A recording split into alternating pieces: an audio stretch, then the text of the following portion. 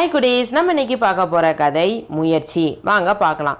ராமு சோமு ரெண்டு பேருமே ஸ்கூல் படிக்கும் போதுலேருந்தே நல்ல நண்பர்கள். படிப்புலேயுமே ரெண்டு பேருமே ஒன்று போல் கெட்டிக்காரர்கள். படிப்பை முடித்ததுமே அவங்களுக்கு ரொம்ப பிடிச்ச ஆசிரியர் ஒருத்தவங்க பக்கத்து கிராமத்தில் ஒரு வருடம் ஒரு வேலை இருக்குது, அது ஒரு பியூன் வேலை தான், ஆனால் அதுலேருந்து கண்டிப்பாக உங்களுக்கு முன்னேற்றம் இருக்கும், போய் பாருங்க அப்படின்னு சொல்கிறாரு. ஒரு வேலை தான் அப்படிங்கிறனால எப்படி ரெண்டு பேருமே போக முடியும், ஒருத்தர் தானே போக முடியும் அப்படின்னு ராமு கேள்வி கேட்குறான். ஆசிரியர் சொல்கிறாரு, ஆமாம், ஆனால் நீங்கள் ரெண்டு பேருமே அதுக்கு தகுதியானவங்க அப்படிங்கிறனால ராமு நீ 9 மணிக்கு போ, சோமு நீ 11 மணிக்கு போ, அங்கே போய் பாருங்க அப்படின்னு சொல்கிறாங்க. மறுநாள் ரெண்டு பேருமே போகலாம் அப்படின்னு முடிவு பண்ணுறாங்க.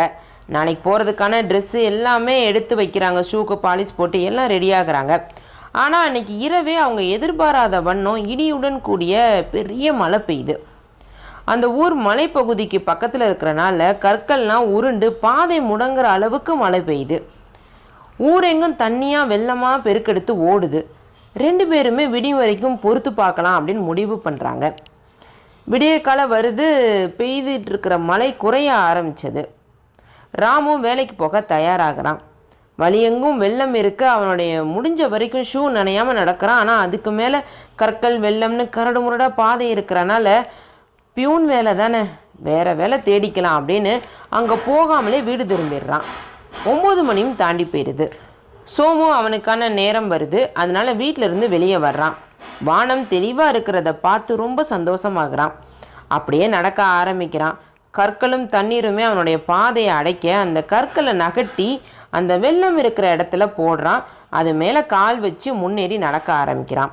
அதனால் அவனுடைய ஷூக்குள்ளே தண்ணியே போகலை. குறித்த நேரத்துக்குள்ளே அந்த அலுவலகத்துக்கும் போயிடுறான். கண்டிப்பாக அவனுக்கு தான் அந்த வேலையுமே கிடைக்கிது. ராமு அந்த வேலைக்கான முயற்சிகள் எதுவுமே எடுக்கலை. சோமு முயற்சி செஞ்சு முன்னே நடந்து போனான், போட்டியே இல்லாமல் தேர்வாயிட்டான். அப்படியே படிப்படியாக முன்னேறி அந்த கிராமத்துக்கு தலைவராகவே மாறிட்டான். ராமு தவற விட்டது வாய்ப்பை மட்டும் இல்லை, எந்த வேலையை பெருசாக நினைக்காம தட்டி கழிச்சானோ இப்போ அந்த வேலையை தான் அவன் பார்த்துட்ருக்கான். ஒரு நாள் ராமு சோமு ரெண்டு பேருமே நேருக்கு நேர் சந்திக்கிற வாய்ப்பு ஏற்படுது. ரெண்டு பேருமே பேசிக்கிறாங்க. நான் வாய்ப்பை தவற விட்டேன் அப்படின்னு ராமு சொல்ல, அப்படிலாம் இல்லை, நீ உன் முயற்சியை தான் விட்டுட்ட, நான் எந்த தடைகள் வந்தாலுமே தாண்டி எப்படியும் முன்னேறலாம் அப்படின்னு நினச்சேன் அப்படின்னு ராமு சொல்கிறான். ரெண்டு பேருமே ஒருத்தருக்கு ஒருத்தர் வாழ்த்துக்களை தெரிவிச்சுட்டு அந்த இடத்த விட்டு நகர்ந்து போகிறாங்க. ஹாய் குடீஸ், உங்களுக்கு இந்த கதை பிடிச்சிருந்ததா? இந்த கதையில் வர்ற மாதிரியே நம்மளுமே நம்ம வாழ்க்கையில் முயற்சிகள் செய்யும்போது சில தடைகள் ஏற்பட தான் செய்யும். அந்த தடைகளை நம்ம படிக்கற்களாக நினச்சி மேலே ஏறி போய்கிட்டே இருந்தோம் அப்படின்னா வெற்றி ரொம்ப கிட்ட தான். ஓகேவா குட்டீஸ்? நன்றி, வணக்கம்.